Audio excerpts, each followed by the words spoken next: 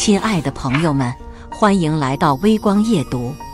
高鐵的車輪摩擦着鐵軌，發出一種疲憊而悠長的嘶鳴，像一條垂死的巨蟒在呻吟。林峰靠在窗邊，窗外的景色被速度拉扯成一團團模糊的綠和灰，它們混雜在一起，如同他這些年被攪得亂七八糟的心事。他身上穿着一件洗得發白的夾克，牛仔褲的膝蓋處有一點磨損的痕跡，腳上一雙看不出牌子的運動鞋。這身行頭讓他完美地融入了這節二等座車廂，像一滴水消失在渾濁的河流裡。沒人會把他和1個小時前在電話裡用冷靜到冷酷的英語指揮着一場100億美金資本對沖的巨鱷聯繫在一起。那個在電話裡決定着無數人命運的林總，此刻已經死了，活着的只是回鄉祭祖的林峰。小鎮的車站小得可憐，像個被隨意丟棄的火柴盒。林峰走出車站，一股潮濕的混合着泥土和劣質煤煙味的空氣撲面而來，這是他記憶裡故鄉的味道。他沒有聯繫任何人，在路邊攔了一輛破舊的出租車，車裡的坐墊已經開裂，露出黃色的海綿。去南山公墓，他對司機說。司機從後視鏡裡打量了他一眼，沒說什麼，一腳油門，車子便如同一隻生鏽的甲殼蟲，搖搖晃晃地爬上了通往山上的水泥路。父母的墓碑並排立在那裡，經過幾年的風吹雨淋，顏色已經有些暗淡。照片上，他們還維持着中年時的模樣，笑容樸實而拘謹。林峰在墓碑前跪下，點燃了3炷香和1沓紙錢，火苗舔舐着黃色的紙，黑色的灰燼打着旋兒飛向空中，像一隻隻疲憊的蝴蝶。他一句話也沒說，只是沉默地看着那些象徵財富的東西化為烏有。口袋裡的手機不合時宜地震動起來，屏幕上跳動着一個來自紐約的號碼。他按掉了。第2個電話來自倫敦，他再次按掉。第3個是他的首席技術官，一個叫邁克爾的猶太人。林峰猶豫了一下，還是接了，但沒等對方開口，他就用英語低聲說：“邁克爾，我現在在我父母的墓前，天大的事，等我回去再說，天塌不下來。”說完，他直接關了機。世界瞬間清靜了，只剩下風吹過松林的聲音，嗚嗚咽咽，像是在講一個古老而悲傷的故事。林峰在墓前坐了很久，直到夕陽把他的影子拉得很長很長。他此行的目的有3個：一是祭祖，告訴父母他沒有讓他們失望；二是考察家鄉的投資環境。他想在這裡建一個天際科技的數據研發中心，這不是什麼衣錦還鄉的光宗耀祖，而是一種償還。他虧欠這片土地太多。第3個目的，他自己也說不清楚，或許是想找回那個在創業的血與火中被他弄丟了的自己，那個在大學時會為了一個算法興奮的3天3夜不睡覺的傻小子，那個相信愛情，也曾被愛情傷得體無完膚的林峰。從山上下來，林峰給一個人打了電話：“胖子，我回來了。”電話那頭沉默了足足10秒，然後爆發出殺豬般的嚎叫：“我操，林峰，你他媽還知道回來啊！”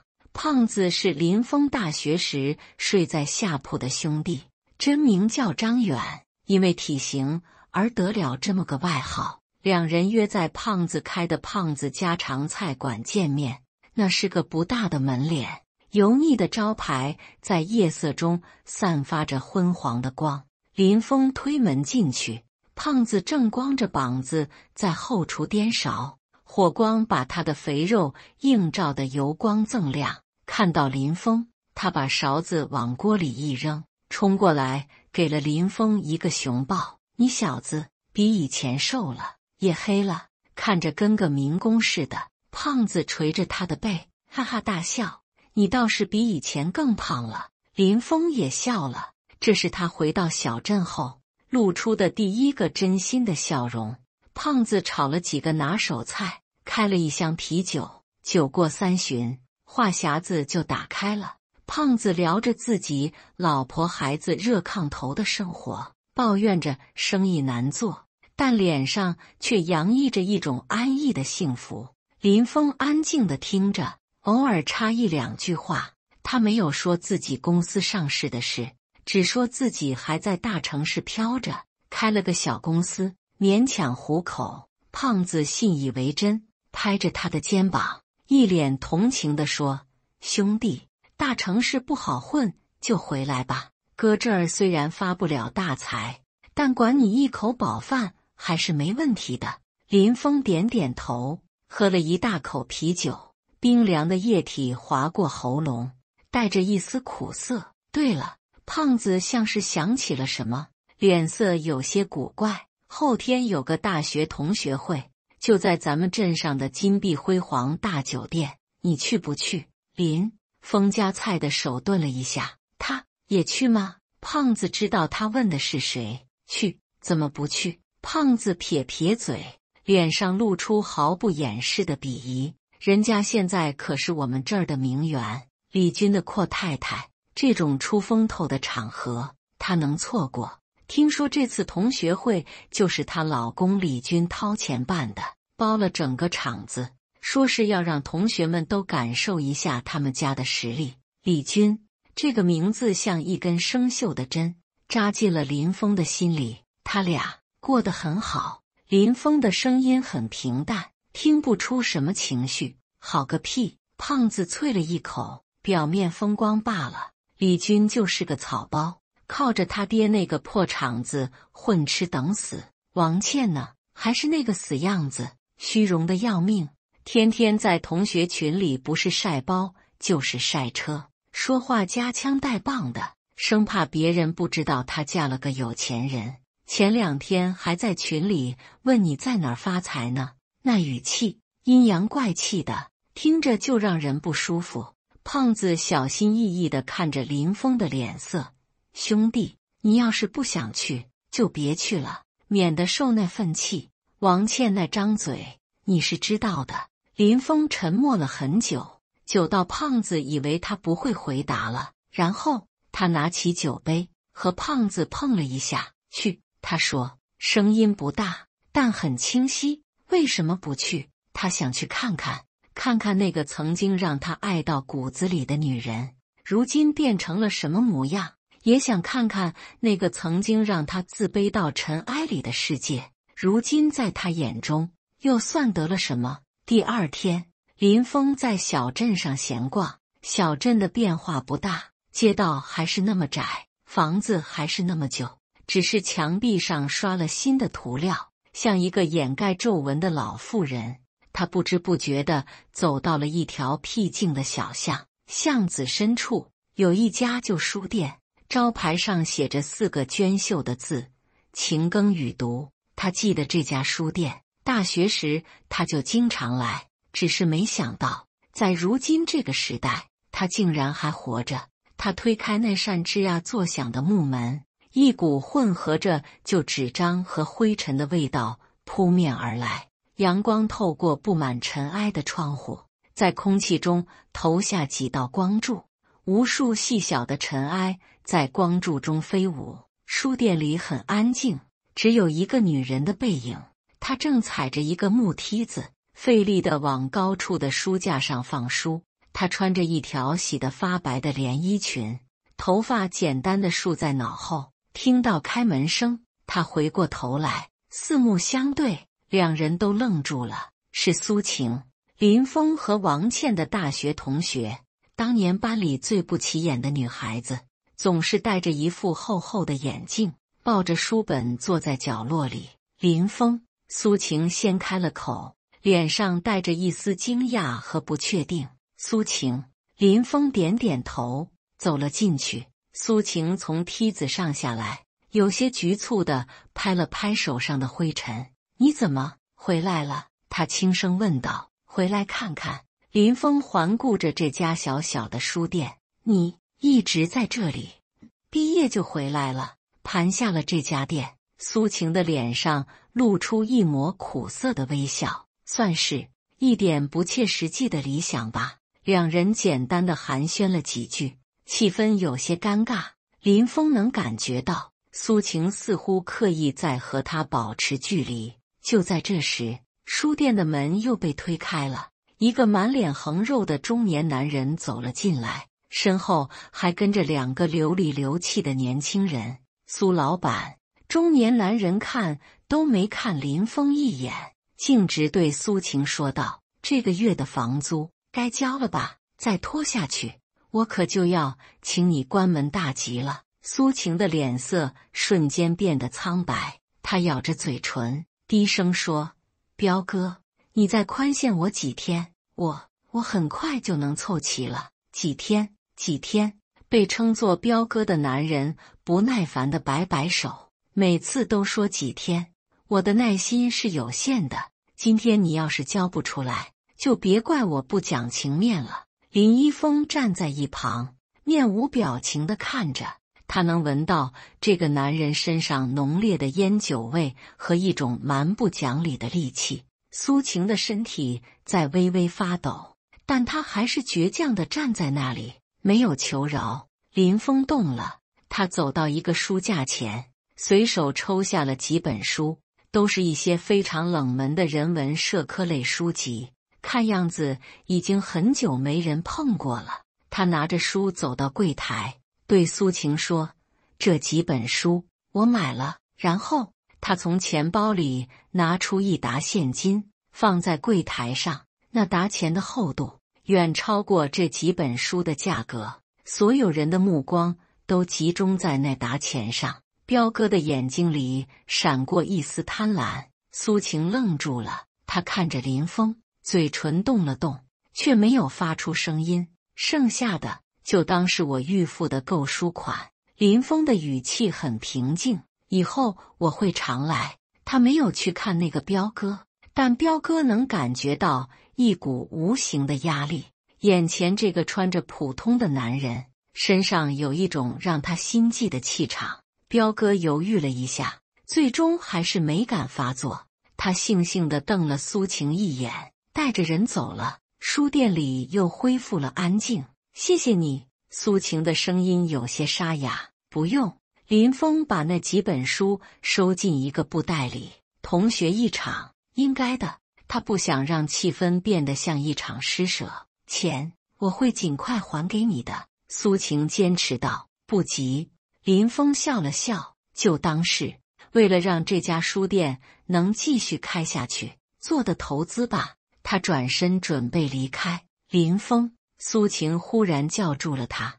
後天的同學會，你還是別去了。他的眼神裡充滿了擔憂。王倩她可能會讓你難堪。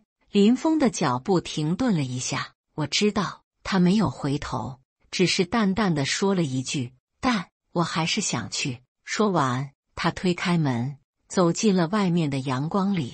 蘇晴看着他的背影，心裡湧起一種複雜的情緒。他感覺眼前的這個林峰和大學時那個沉默寡言的少年好像一樣，又好像完全不一樣了。金碧輝煌大酒店是這座小鎮能拿得出手的最高檔的場所了。它的裝修風格極盡浮誇之能事，巨大的水晶吊燈從天花板上垂下來，像一個得了肥胖症的怪物。牆壁上貼着金色的牆紙，印着不知所云的歐式花紋。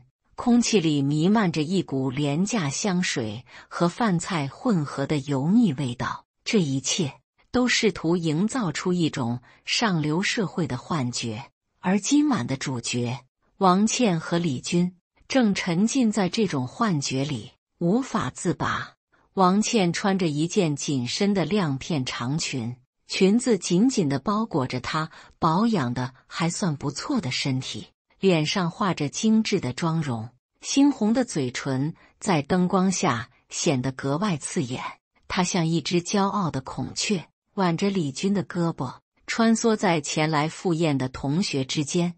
李軍則挺着一個啤酒肚，手腕上戴着一塊碩大的金錶，笑起來的時候，滿臉的肥肉都在顫抖。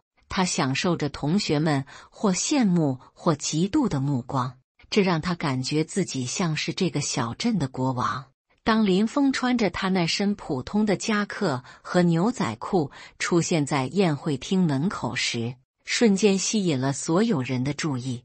大廳裡嘈雜的音樂和交談聲似乎都在那一刻降低了幾個分貝，人們的目光像探照燈一樣聚焦在他身上，帶着審視，帶着好奇，更多的是帶着一絲不易察覺的輕蔑。喲，這是誰啊？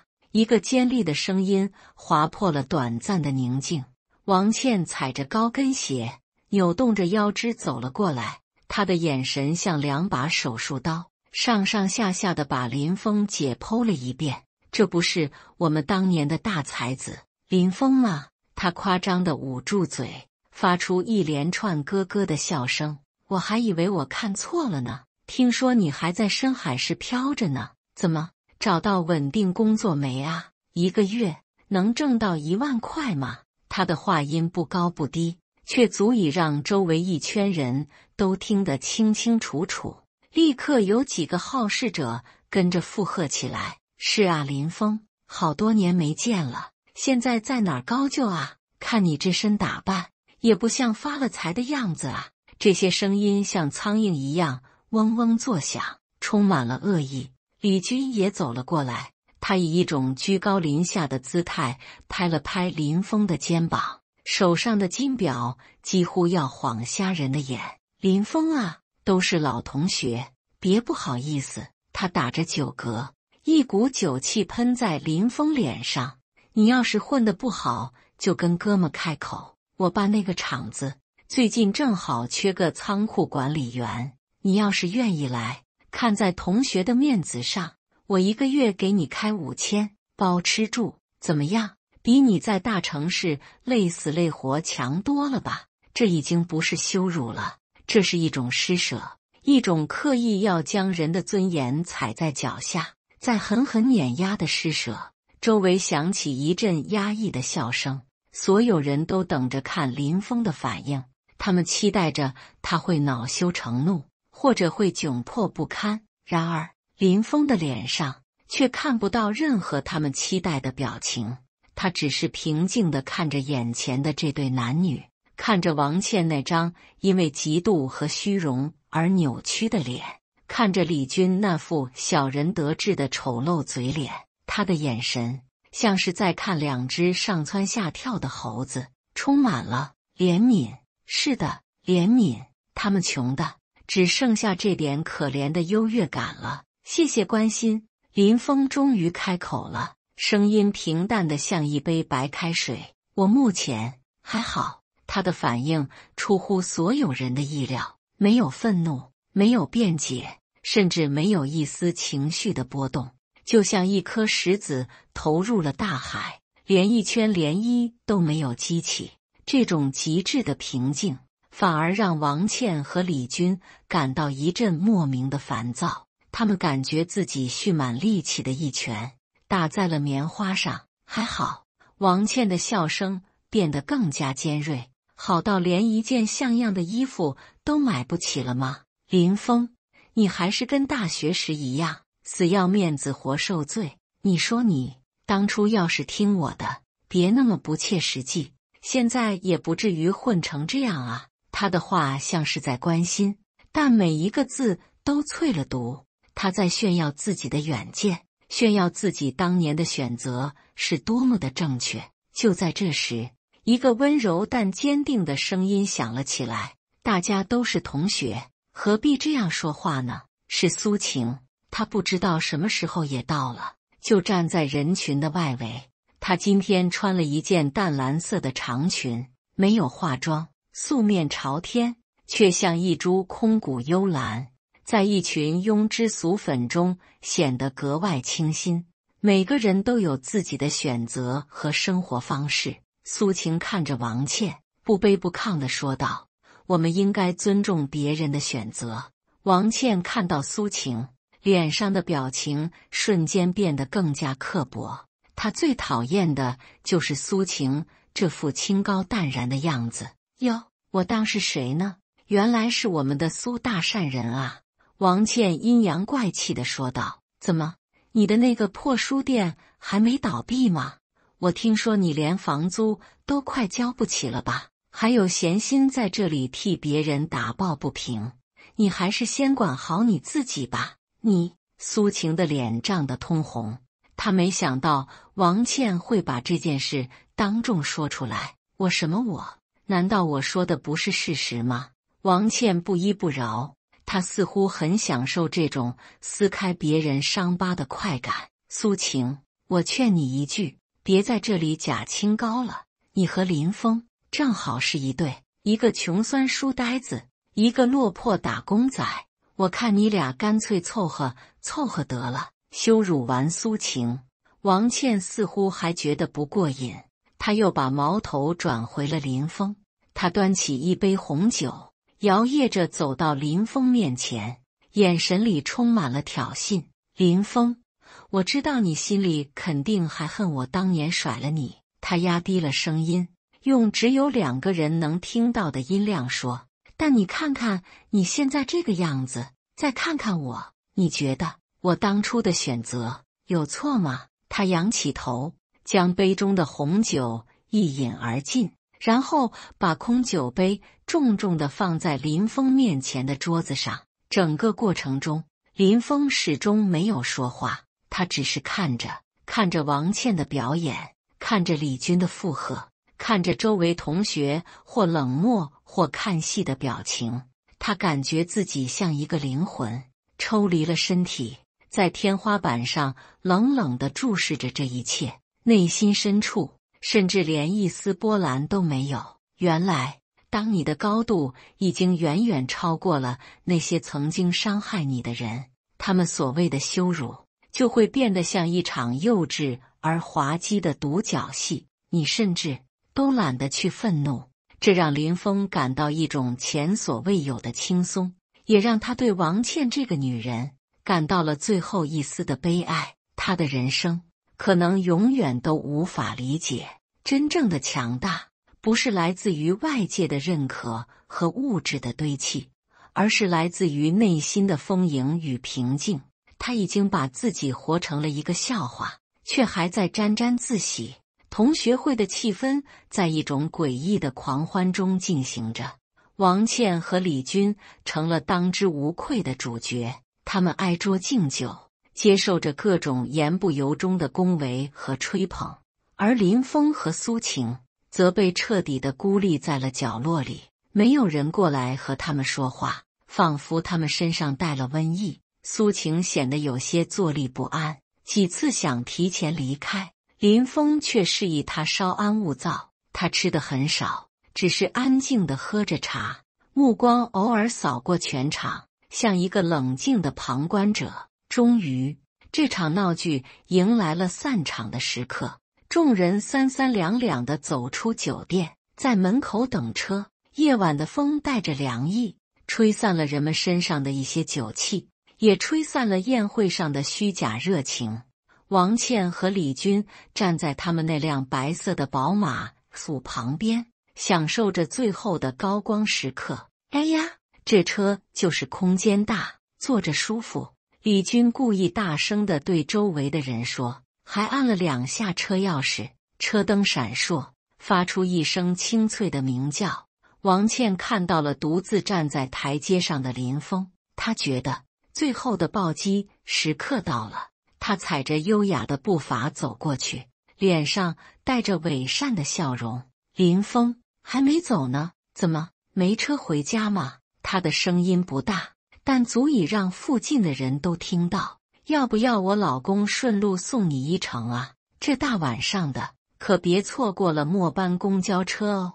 周圍的人又發出了一陣竊笑。這是今晚這場羞辱大戲的最後一幕。所有人都準備好了，欣賞林峰最後那狼狽不堪的表情。林峰沒有看他，他的目光正投向遠處駛來的車燈。就在王倩的話音剛剛落下的那一刻，一輛黑色的轎車如同一頭優雅而沉默的猛獸，無聲地滑到了酒店的門廊下，穩穩地停在了林峰面前。那是一輛邁巴赫 S680，它的車身漆黑如墨，線條流暢而充滿了力量感，在酒店門口廉價的燈光下，散發着一種令人窒息的壓迫感。周圍的空氣仿佛凝固了，所有的笑聲，所有的議論，都在這一瞬間戛然而止。所有人的眼睛都瞪大了，像見到了鬼一樣。他們也許不認識這輛車的具體型號，但那兩個獨特的重疊在一起的車標，他們不可能不認識。這輛車的價值足以買下李軍那輛寶馬 X5。一個車隊，在所有人呆滯的目光中，駕駛座的車門打開了，一個身穿黑色西裝、戴着白手套的男人走了下來。他年紀在40歲左右，身材挺拔，面容冷峻，步伐沉穩有力，身上帶着一股軍人特有的鐵血氣質，是老張。老張下車後，繞到後排，畢恭畢敬地為林峰拉開了車門，身體微微前傾，用一種無比恭敬的語氣說道：“林總，考察辛苦了，可以回去了嗎？”全場死寂，針落可聞。林總這兩個字像兩顆重磅炸彈，在每個人的腦子裡轟然炸開。王倩臉上的得意和嘲諷瞬間凝固了，她的嘴巴微微張着，足以塞進一個雞蛋，眼神裡充滿了無法置信的錯愕和呆滯。李軍手裡的寶馬車鑰匙啪嗒一聲掉在了地上，他卻渾然不覺。他們再傻，也知道這輛車的分量；他們再蠢，也明白林總這個稱呼背後所代表的意義。然而，這還不是結束。真正讓王倩和李軍崩潰的還在後面。就在這時，酒店的大門被人猛地推開，一個胖胖的中年男人滿頭大汗地從裡面衝了出來。他跑得太急，甚至差點摔倒在台階上。是李軍的父親，本地宏發實業的老闆李天花。李天花刚剛正在樓上的另一個包廂裡宴請一位重要客戶派來的代表。他為了這個投資項目已經卑躬屈膝地準備了小半年。這個項目關係到他那個半死不活的工廠的生死存亡。可是他從下午一直等到晚上，對方的代表卻遲遲沒有出現。他出門時正好看到了門口這驚人的一幕，他看到了那輛邁巴赫，更看到了那個從車裡下來，他只在財經雜誌封面上見過的那位年輕的科技新貴林峰。李天花的臉色瞬間變得慘白如紙，他像是被一道閃電劈中了。他連滾帶爬地衝到林峰面前，顧不上擦拭額頭的汗水，近乎90度地鞠躬下去，聲音因為極度的恐懼而劇烈地顫抖着：“林總，您怎麼親自來我們這小地方了？我是本地宏發實業的李天花啊，我等了您派來的投資代表一下午，原來您是親自來考察的。”林峰的目光冷冷地從李天花那張谄媚而恐懼的臉上掃過，然後他瞥了一眼旁邊已經完全石化，像兩尊雕塑一樣的李軍和王倩。他沒有理會李天花那近乎哀求的解釋，他只是對着李天花用一種不帶任何感情的冰冷的聲音說了一句：“管好你兒子。”說完，他彎腰坐進了車裡。老張關上車門，回到駕駛座。邁巴赫引擎發出一聲低沉的咆哮，如幽靈般悄無聲息地匯入車流，絕塵而去，只留下滿地破碎的驚愕和絕望。王倩和李軍徹底懵了，李天花也徹底懵了。他苦苦巴結，視為救命稻草的天際科技的投資項目。那個項目的最終決策者，那個傳說中身價數百億的納斯達克上市公司創始人，竟然就是被他那個不爭氣的兒子和兒媳當眾羞辱了一整晚的林峰。李家的命運，王倩的命運，此刻完完全全的懸於林峰的一念之間。李天花只覺得天旋地轉，眼前一黑，幾乎要昏厥過去。那一晚之後，李家的天塌了。李天花回到家，做的第一件事就是狠狠地給了李軍一記耳光。這是他第一次動手打這個被他從小溺愛到大的兒子。你這個畜生！李天花氣得渾身發抖，指着李軍的鼻子，嘴唇都變成了紫色。你知道你今天晚上得罪的是誰嗎？是財神爺，是我們全家的救命恩人。你把他當成狗一樣羞辱，你讓我這張老臉往哪兒擱？我們李家就要被你這個敗家子給毀了。李軍被打懵了，捂着火辣辣的臉，一句話也說不出來。王倩更是嚇得癱軟在沙發上，臉色比牆壁還要白。她腦子裡一片空白，不斷回想着林峰那句冰冷的管好你兒子。他所謂的闊太太生活，他引以為傲的一切，都像一個被戳破的肥皂泡，瞬間化為了烏有。恐慌如同潮水般將這個家庭淹沒。第二天一早，李天花就帶着李軍和王倩，提着各種貴重的禮品，試圖去登門道歉。但他們甚至連林峰住在哪兒都不知道。他們開始瘋狂地給林峰打電話、發信息，但都石沉大海。他們又去堵胖子，胖子直接把他們當成了空氣。他們甚至找到了蘇晴的情耕雨讀書店。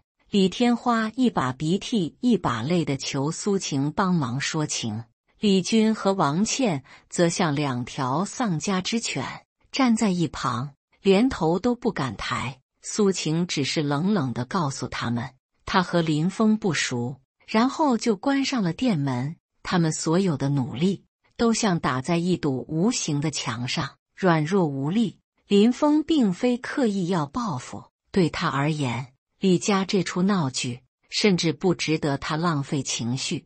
他只是通過李軍和王倩的表現，判斷出了李天花的企業文化和管理水平。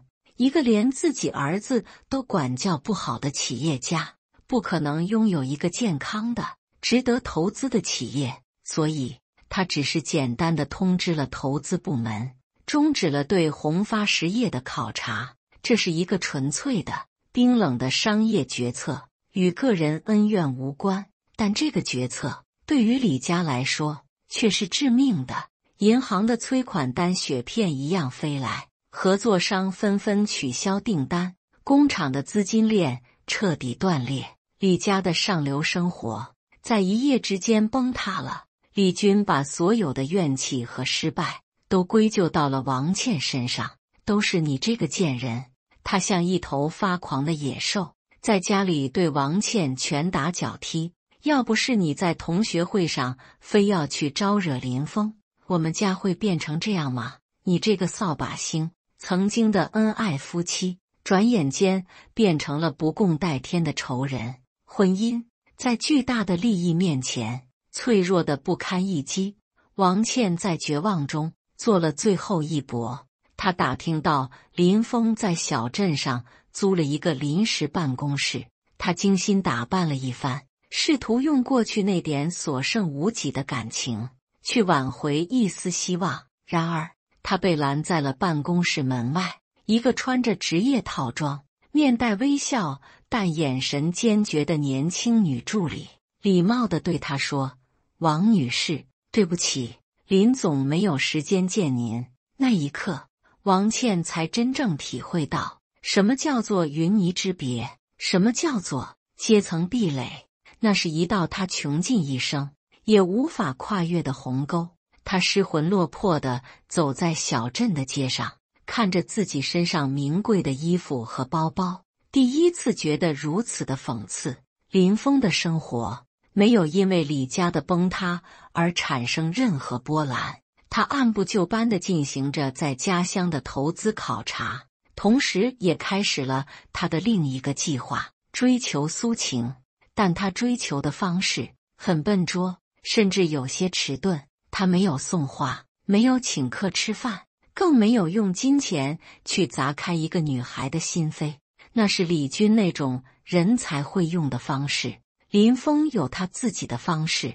他發現蘇晴的書店庫存積壓嚴重，很多書都賣不出去。於是他讓助理以一個匿名慈善機構的名義聯繫了蘇晴，說要大批量採購書籍，捐贈給山區的希望小學，價格給的比市場價還要高。蘇晴一開始有些懷疑，但對方手續齊全，態度誠懇，他最終還是同意了。這筆訂單不僅解決了他的燃眉之急，也讓他那些蒙塵的書籍找到了最好的歸宿。他感到由衷的開心。他又看到書店的屋頂有些漏水，他沒有直接找個工程隊來大修，而是在一個下雨天自己路過了書店。他以老同學搭把手的名義，搬着梯子，拿着工具，親自上去把漏水的地方修補好了。他渾身被淋得濕透，下來的時候，蘇晴遞給了他一杯熱茶和一條乾毛巾。他接過熱茶，指尖觸碰到了他的指尖，兩個人都像觸電一樣，迅速地收了回去。林峰的這些笨拙，蘇晴都看在眼裡。他不是傻子，他能猜到那個匿名的慈善機構和林峰脫不了干係。他心裡很亂，一方面他對林峰的好感與日俱增，另一方面林峰那深不可測的財富又讓他感到巨大的壓力和自卑。他害怕這種關係會變得不再純粹，所以他刻意地和他保持着距離。直到有一天晚上，林峰約他出來散步，兩人走在小鎮的河邊，月光灑在水面上，波光粼粼。蘇晴，我知道你在擔心什麼。林峰先開了口，打破了沉默。他向他坦白了自己的一切，從大學畢業後睡地下室吃泡麵開始，到第一次拿到投資，再到公司上市，以及他在華爾街經歷的那些血雨腥風。他講得很平淡，像是在講別人的故事。錢對我來說只是一個數字。林峰看着河面，輕聲說，它帶給我自由，也帶給我枷鎖。我這次回來，除了看望父母，還有一個目的，就是想在家鄉成立一個教育基金，用我父母的名字命名，同時建立一個真正能為這裡帶來技術和就業崗位的研發中心。我希望這個小鎮的孩子將來可以有更多的選擇，而不是像我當年一樣，只能靠拼了命的逃離這裡，才能改變命運。蘇晴安靜地聽着，月光下，她看到林峰的側臉，稜角分明，眼神深邃而真誠。那一刻，她心中的那堵牆轟然倒塌了。她被他的理想，他的真誠，他那顆依舊滾燙的赤子之心深深地打動了。他知道，這個男人無論他擁有多少財富，他的內心深處依然是那個善良而堅韌的少年。他主動伸出手，握住了他的手，他的手很大，很溫暖。就在林峰的生活和情感都逐漸步入正軌時，一場新的風暴正在千里之外醞釀。天際科技的死對頭，巔峰集團的 CEO 趙海龍，一個以心狠手辣著稱的商界梟雄，盯上了林峰。趙海龍得知林峰正在老家休假，他敏銳地嗅到了一絲機會。在他看來，這是一個攻擊天際科技、削弱林峰這個創始人的絕佳時機。他立刻展開了雙管齊下的攻擊。在資本市場上，他聯合了幾家國際游資，開始在二級市場上悄悄吸納天際科技的股票。同時散布各種不利於天際科技的謠言，試圖動搖股價，為下一步的惡意收購做準備。在輿論場上，他派出了最得力的公關團隊和私家偵探，來到林峰的老家這個偏遠小鎮。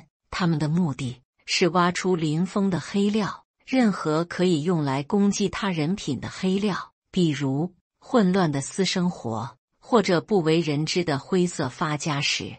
趙海龍的人很快就接觸到了瀕臨破產，正在四處尋求救命錢的李天花。一間昏暗的茶館裡，趙海龍的代表，一個戴着金絲眼鏡，看起來斯斯文文的中年男人，將一份合同推到了李天花面前。李總，我們老板非常欣賞您的實幹精神。男人的聲音充滿了誘惑力。我們巔峰集团願意全資收購您的宏發實業，並且聘請您繼續擔任工廠的總經理。李天花的呼吸瞬間變得急促起來，這簡直是天上掉餡餅。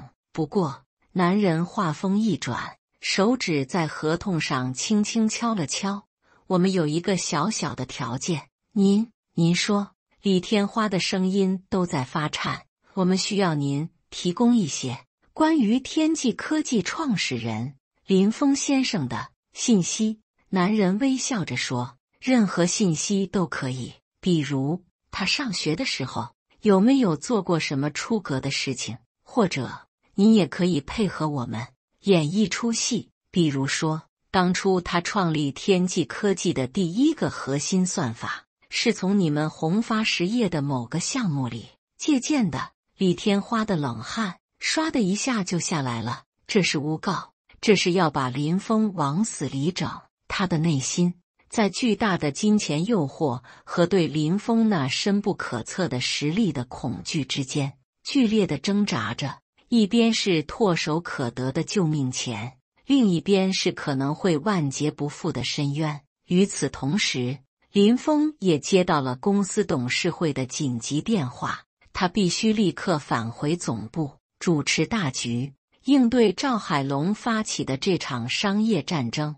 一邊是剛剛萌芽的愛情和家鄉的投資計劃，另一邊是他親手建立的商業帝國，正面臨着前所未有的危機。林峰再一次被推到了抉擇的十字路口。然而，就在這個關鍵時刻，蘇晴的一個無意中的發現，為林峰提供了一個所有人都意想不到的，能夠徹底擊潰趙海龍陰謀的關鍵線索。那天，蘇晴在整理書店舊物時，翻出了一本大學時的同學紀念冊。在趙海龍的照片下面，他看到了他的籍貫。巧的是，趙海龍的老家竟然和當初誣陷林峰偷竊算法，後來被開除的那個大學師兄，是同一個偏遠省份的同一個縣。這條看似微不足道的線索，卻讓林峰瞬間將所有的疑點串聯了起來。他立刻讓公司的法務和安全部門順着這條線索深挖下去，結果一個驚天的陰謀浮出了水面。原來那個當年誣陷他的師兄和趙海龍竟然是表兄弟關係，而當年那場所謂的竊取風波，從頭到尾就是趙海龍在背後策劃的一場陰謀。他的目的就是為了毀掉林峰這個當時在學術上已經嶄露頭角的競爭對手。真相大白，林峰沒有選擇立刻將證據公之於眾，他決定將計就計。他一邊讓公司在資本市場上故意示弱，又使趙海龍投入更多的資金進行收購。另一邊，他暗中聯繫了當年知道此事內情的幾位大學教授和同學，取得了確鑿的證據。就在巔峰集團宣布即將對天際科技發起強制收購邀約的前一天，林峰召開了全球線上新聞發布會。他將所有的證據，包括人證、錄音，全部甩了出來，輿論瞬間爆炸。趙海龍和巔峰集團的人品和信譽一夜之間徹底破產，巔峰集团的股價應聲暴跌，如同雪崩一般。而天際科技則趁機宣布了一項早就準備好的革命性的技術突破，股價一飛沖天，一漲一跌之間，趙海龍不僅惡意收購的計劃徹底失敗，他投入的數百億資金也被深度套牢，整個巔峰集團元氣大傷，瀕臨破產。林峰以一種雷霆萬鈞之勢贏得了這場戰爭，徹底奠定了天際科技在行業內不可撼動的龍頭地位。對於在最後關頭因為恐懼而沒有選擇和趙海龍同流合污的李天花，林峰最終沒有趕盡殺絕。傷人的歸傷人，他以一個公平的市場價格收購了李家工廠裡那些還有價值的生產線和技術工人，將其併入到了自己在家鄉的投資項目中，重新盤活了這家瀕臨倒閉的企業。前提是李軍必須徹底退出管理層，永遠不得插手工廠的任何事務。這是一個純粹的商業決策，但也展現了他超越個人恩怨的格局。不久後，王倩和李軍離婚了，失去了一切光環的王倩不得不重新回歸他最看不起的普通人的生活。他為自己的虛榮和膚淺付出了應有的代價。1年後，林峰投資的天際科技雲鄉數據研發中心和以他父母名字命名的林氏教育基金，在家鄉小鎮正式掛牌成立。這個曾經偏遠落後的小鎮，因為高科技企業的入駐，煥發出了前所未有的生機與活力。林峰向蘇晴求婚了，求婚的地點不在任何豪華的酒店或浪漫的旅遊勝地，就在那間被他重新注資裝修，但完整保留了原有風格的勤耕與讀書店裡。他單膝跪地，拿出的不是鴿子蛋大小的鑽戒，而是一枚用書葉折成的樸素的紙戒指。蘇晴，他說，我走過全世界很多地方，見過最繁華的風景，但最後發現心安的地方才是家。你願意讓我把家安在這裡嗎？蘇晴流着淚，笑着點頭。又是一個溫暖的午後，陽光透過書店的窗戶，灑在一排排書架上。林峰和蘇晴像很多年前一樣，並肩坐着看書。偶爾，那輛黑色的邁巴赫會停在書店門口，司機老張會恭敬地站在車邊等着。但更多的時候，林峰會和蘇晴一起騎着一輛舊單車，穿行在小鎮灑滿陽光的林蔭道上。風吹起蘇晴的長髮，也吹起了林峰的衣角。他的臉上帶着一種前所未有的寧靜而滿足的微笑。他終於明白，比征服世界更重要的事情是找回自己，比擁有億萬財富更幸福的事情是擁有一個可以安放靈魂的家，和一個深愛着你，並且你願意為之付出一生的愛人。他找到了。感謝大家的觀看，本期故事精彩嗎？歡迎大家在下方評論區吐槽。如果你喜歡這類故事，記得點擊訂閱微光夜讀，並分享給更多的人，這會對我幫助很大。再次感謝大家的觀看。